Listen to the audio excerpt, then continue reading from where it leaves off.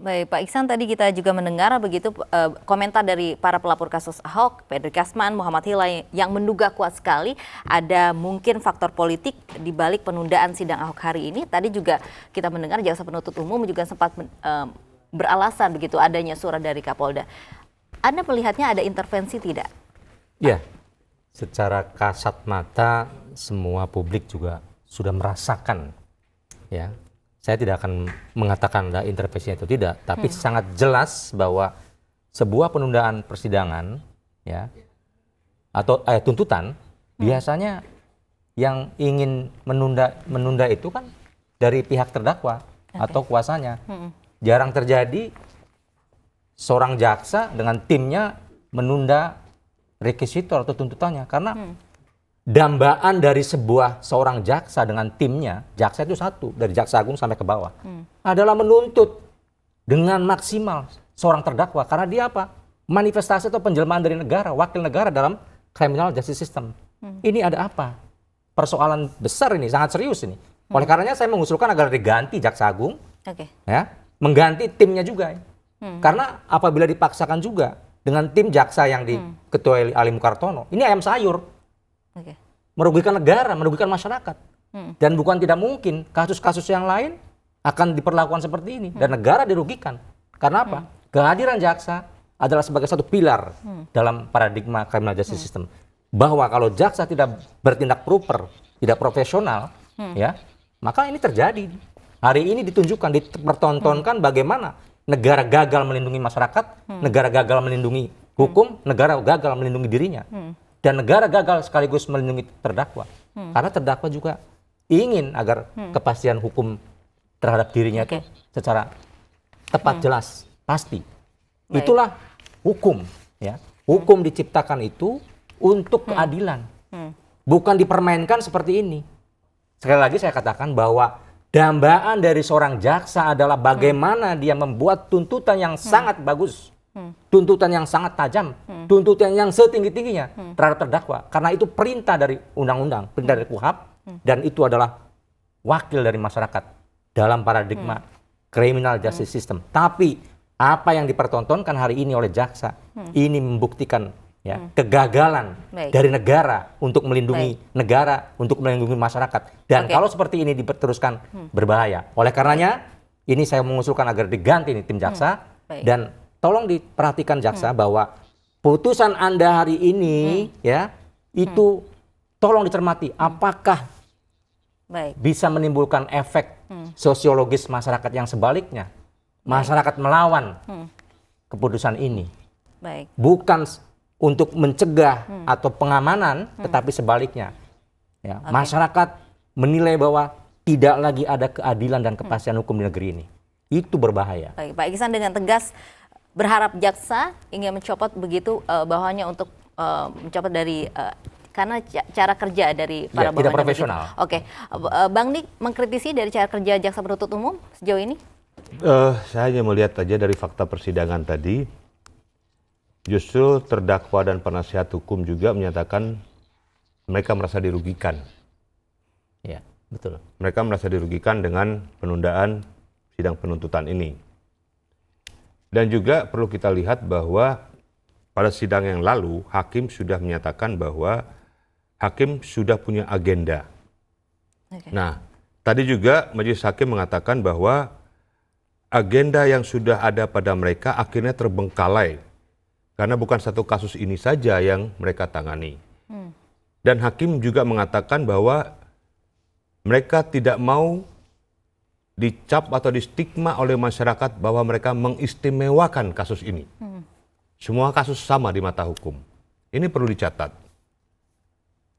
Sehingga dengan kejadian ini menjadi satu pembelajaran bagi kita bahwa masing-masing institusi, masing-masing penegak hukum hendaknya taat asas, baik itu asas legalitas, maupun taat pada tupoksi masing-masing, tugas pokok dan fungsi masing-masing, tidak perlu mengintervensi satu dengan yang lain. Kalau tidak mempunyai satu kepentingan yang betul-betul sahih secara hukum.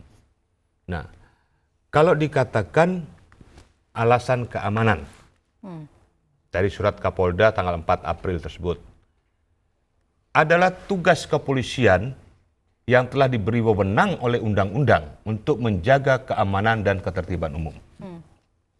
Dan untuk itulah negara memberikan seragam, memberikan senjata, memberikan kewenangan kepada kepolisian RI untuk menjaga keamanan dan ketertiban umum. Jadi tidak ada alasan bahwa dengan adanya data intelijen, kemudian ada saran untuk ditunda pembacaan tuntutan ini. Nah, selama ini kita melihat dari sidang pertama sampai sidang ke-17 kemarin, semuanya berjalan dengan lancar. Nah, saya mempunyai satu kecurigaan, ya ini baru kecurigaan saja atau dugaan, bahwa polisi tidak mau mengambil resiko terhadap tuntutan jaksa nanti. Apakah tuntutan jaksa itu maksimal atau minimal?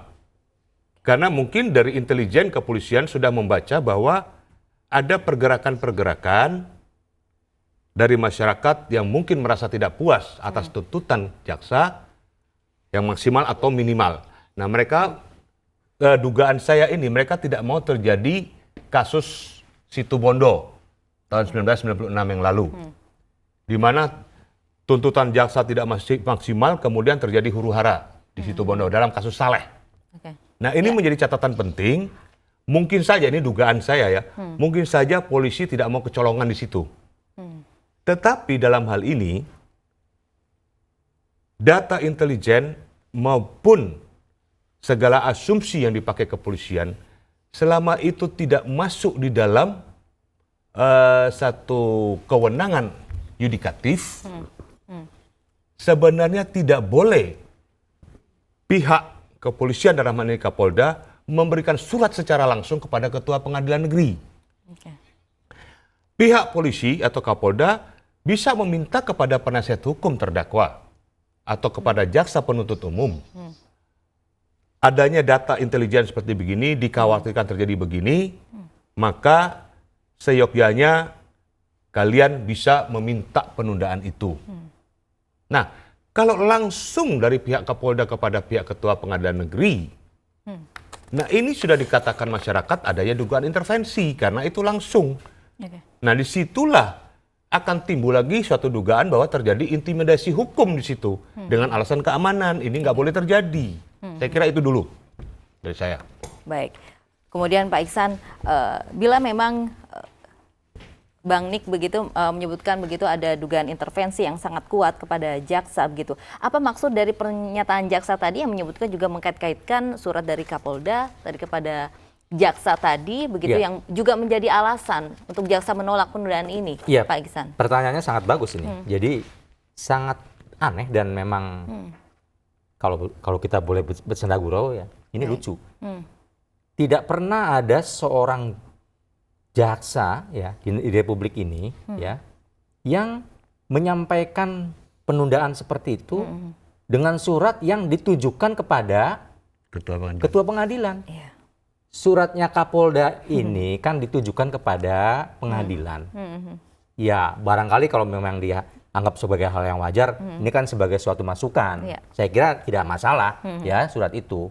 Walaupun memang itu agak bias karena itu juga bisa ditafsirkan sebagai intervensi dari sebuah kekuasaan kepada kekuasaan kehakiman yang bebas. Tetapi tadi mestinya yang memberikan pendapat atau argue itu adalah hakim majelis.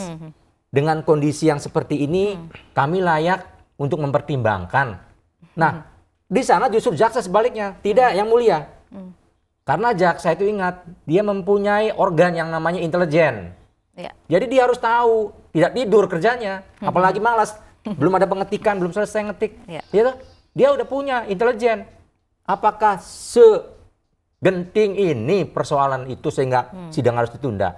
Sebenarnya kalau dibacakan dia sudah siap dan dibacakan, nggak ada masalah. Yang bermasalah tentu pada elektabilitas seorang terdakwa Pak Ahok. Tapi kan itu kan urusan pilkada. Ini urusannya adalah peradilan yang harus dijaga oleh siapapun.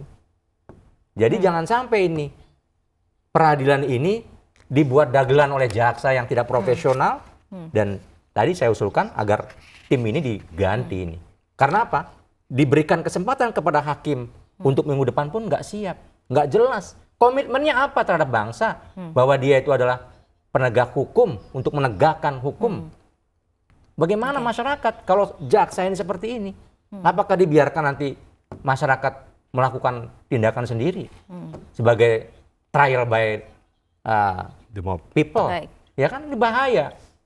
Justru adanya jaksa, adanya polisi ini bagaimana supaya masyarakat terakses dalam menyampaikan perasaannya, dalam melakukan tindakan hukum, tidak main hukum sendiri.